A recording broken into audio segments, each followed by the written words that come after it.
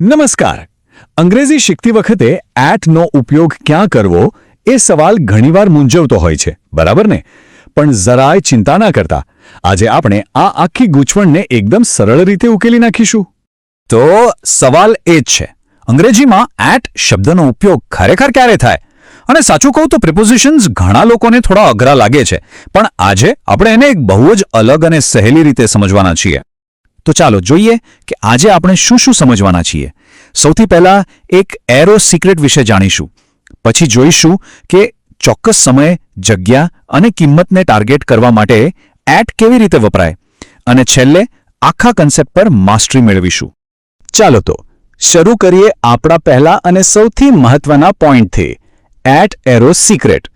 આ એક એવો કોન્સેપ્ટ છે જે એટના ઉપયોગને સમજવાની ચાવી છે. બસ આ એક વાત સમજાઈ ગઈ ને તો બધી જ કન્ફ્યુઝન દૂર થઈ જશે. તો આ છે એ સિક્રેટ. બસ એટલું યાદ રાખો, એટ એટલે એક તીર, એવું તીર જે સીધું જઈને કોઈ ચોક્કસ ટાર્ગેટ પર લાગે. હવે એ ટાર્ગેટ સમય પણ હોઈ શકે, કોઈ જગ્યા પણ હોઈ શકે, કે પછી કોઈ કિંમત પણ. બસ આટલું જ. આ એક જ આઈડિયા એટના બધા જ નિયમોને એકદમ ક્લિયર કરી દેશે. સારું, તો આ તીરવાળો આઈડિયા પ્રેક્ટિકલી કેવી રીતે કામ કરે છે? ચાલો જોઈએ આપણો પહેલું ટાર્ગેટ, ચોક્કસ સમય, એટલે કે ઘડિયાળ પર એકદમ બુલ્ઝઆઈ હિટ કરવાની વાત છે. જુઓ, અહીંયા તફાવત એકદમ સાફ દેખાય છે. ઇન ધ મોર્નિંગ કહીએ તો એ આખા સવારના સમયગાળાની વાત છે, પણ જેવું એટ 6 AM કહીએ છીએ, આપણું તીર સીધું જઈને 6 વાગ્યા પર લાગે છે, એકદમ ચોક્કસ. એવી જ રીતે ઓન મંડે એટલે આખો દિવસ, પણ એટ નૂન એટલે બરાબર બપોરનો સમય.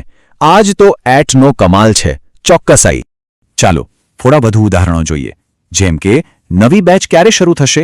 એટ 7 PM પર. કિડ્સ ઇંગ્લિશ પ્રો બેચ એ શરૂ થશે એટ 8 PM પર.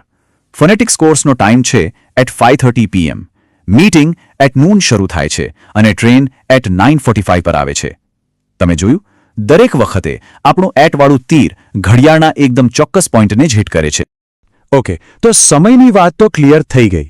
હવે આપણા તીર માટે બીજું ટાર્ગેટ છે ચોક્કસ જગ્યાઓ. વિચારો કે જાણે આપણે કોઈ મેપ પર એક પિન લગાવી રહ્યા હોઈએ. દાખલા તરીકે, she is waiting at the bus stop. અહીં બસ સ્ટોપ એક ચોક્કસ પોઈન્ટ છે. કે પછી I am at the entrance of the mall. મતલબ કે આખા મોલમાં ક્યાંક નહીં, પણ એના એન્ટ્રન્સ પર. Turn left at the traffic લાઇટમાં પણ ટ્રાફિક લાઇટ એક સ્પેસિફિક પોઈન્ટ છે. તો વાત એ છે કે એટ કોઈ મોટા વિસ્તાર માટે નહીં, પણ એક ચોક્કસ બિંદુ માટે વપરાય છે. જેમ કે આપણી સંસ્થાનું નામ ઇંગ્લિશ કનેક્શન ઇન્સ્ટિટ્યૂટ. હું ક્યાં ભણું છું? I study at English Connection Institute. અને હવે આવે છે આપણા એટવાળા તીર માટેનું ત્રીજું અને છેલ્લું ટાર્ગેટ, અને એ છે ચોક્કસ મૂલ્ય. આમાં કિંમત, સ્પીડ, ઉંમર કે કોઈ પણ આંકડો આવી શકે. આ ઉદાહરણો જોશો તો ખ્યાલ આવશે કે એટ કેટલું વર્સેટાઇલ છે. જેમ કે સ્પોકન ઇંગ્લિશ બેચ કેટલામાં ઉપલબ્ધ છે? ચોક્કસ, એટ 1865 રૂપીઝ. ગાડી કેટલી સ્પીડ પર ચાલતી હતી? At 80 km/h. પાણી ક્યારે ઉકળે છે? At 100 degree Celsius. કોઈએ અંગ્રેજી ક્યારે શીખ્યું? At the age of 10. અને સફરજનનો ભાવ શું છે? At 100 rupees a kilo. જોયું, દરેક વખતે આપણું તીર એક ચોક્કસ આંકડાને હિટ કરે છે. અને આ તો એકદમ પરફેક્ટ ઉદાહરણ છે. ડેમો ક્લાસની ફી કેટલી છે? At 49 rupees. અહીં લગભગ 50 રૂપિયા જેવું કંઈ નથી, બિલકુલ ચોક્કસ આંકડો છે. At 49 rupees. આ જ તો છે એટની ખૂબી, એકદમ પિન પોઈન્ટ ચોકસાઈ.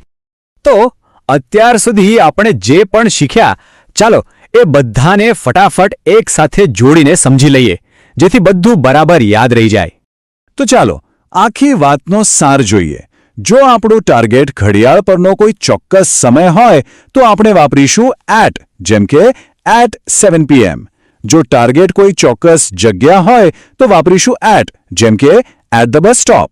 અને જો ટાર્ગેટ કોઈ ચોક્કસ કિંમત કે આંકડો હોય તો પણ વાપરીશું એટ, જેમ કે એટ 49 રૂપીઝ. સિમ્પલ છે ને? આ તીર અને ટાર્ગેટવાળો આઈડિયા બધું જ કેટલું સહેલું કરી દે છે. તો બસ આ એક લાઈન યાદ રાખી લો. એટનું તીર હંમેશા એક ચોક્કસ ટાર્ગેટને જ હિટ કરે છે, પછી ભલે એ ટાર્ગેટ સમય હોય, જગ્યા હોય કે પછી કોઈ કિંમત. તો હવે આ બધું સમજ્યા પછી એક સવાલ વિચારવા જેવો છે કે હવે પછી પોતાની રોજની વાતચીતમાં એટનો ઉપયોગ આવી જ ચોકસાઈ સાથે ક્યાં અને કેવી રીતે કરશો? જરા વિચારજો. આનાથી પ્રેક્ટિસ પણ થશે અને કોન્સેપ્ટ એકદમ પાક્કો થઈ જશે.